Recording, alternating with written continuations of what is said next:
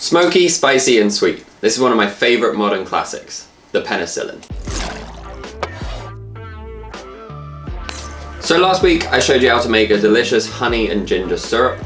If you haven't caught that video, click wherever on the screen it is and go and check it out first. Today we're going to make a cocktail called the Penicillin. This drink was created by Sam Ross at Milk and Honey in I think 2005. It's a bit of a twist on a drink called the Gold Rush, which is a whiskey sour with honey syrup. But this one adds an extra layer of complexity with some ginger syrup and then a little bit of fun with a float of smoky whiskey on top. So one of the key ingredients for this drink, like I said, is that honey and ginger syrup. And I made a video with a really easy, really straightforward recipe to make a delicious, spicy, sweet, floral honey ginger syrup. I definitely recommend checking it out and making a batch ready for this drink. Other than that, you're gonna need some blended scotch, you're gonna need a heavily peated scotch, some lemon juice, and some ice. So this recipe isn't necessarily exactly how Sam Ross made it back in 2005, but it is my personal recipe that I use for this drink, and I think it's delicious. So without further ado, let's make a cocktail. So this drink starts off with a blended scotch. You want something unpeated for this drink because we're gonna add some smoke on top. My personal favorite is Monkey Shoulder. We're gonna start off with 50 milliliters of our blended scotch. Next up, for a little bit of acidity, we're gonna add 20 milliliters of fresh squeezed lemon juice.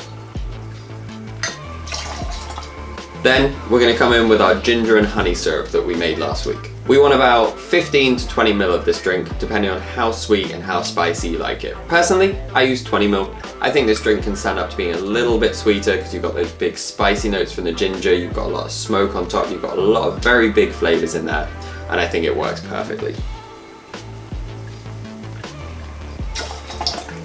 Now, we're gonna take this drink and shake it with ice.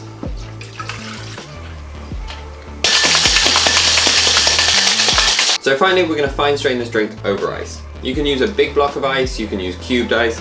I'm using one big block that I've kind of cracked down into a few smaller ones. You definitely wanna fine strain this drink, so you wanna get all those little ice chips out and have a little bit of a cleaner, smoother final product. So we're not quite done with this drink. We're gonna add one final element, and that's a float of peaty scotch on top. So you can use your choice of heavily peated scotch. Things like Ardbeg, Lefroy, Lagavulin all work really well. I'm personally using Big Peat, but anything with a big, heavily peated, smoky nose on it is gonna be perfect. You wanna pour this over a spoon, just to help it float on top. About 15 milliliters, 10 milliliters is perfect. Now, when he created this drink, Sam Ross specifically said to serve it without a straw.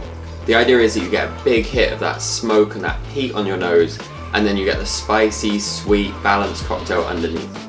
It's important to keep those layers and to enjoy them like that. It's how the drink's intended and it's how it works best. We're gonna hit it with a little bit of candied ginger on a skewer, and if you want, a lemon twist as well. I'm a fan of just a little lemon coin like this, give it a little bit of zest on top and tuck it in. And there we go, a Penicillin, the modern classic whiskey cocktail by Sam Ross from Milk and Honey. Let's give it a taste. I mean, I've drank this drink a lot, I know it's delicious. That initial big hit of peat and smoke that you get on your nose is great, and then it leads way to that rich, spicy, sweet cocktail underneath. This is a great drink for its kind of progression. So that smoke and that peat is still kind of kicking about at the back of my nose.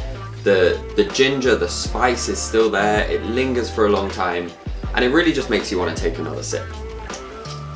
If you're a fan of whiskey sours, if you like a Gold Rush, which I love, this is a great drink for just adding some extra elements to it, making it a little bit more exciting. Really, I think if you're a Scotch fan, this is a great drink to go for. I really think that Scotch is underrepresented in cocktails. Far too many people seem to think that it's a spirit that's only for sipping, it's only for being served neat, maybe with ice, maybe with a drop of water.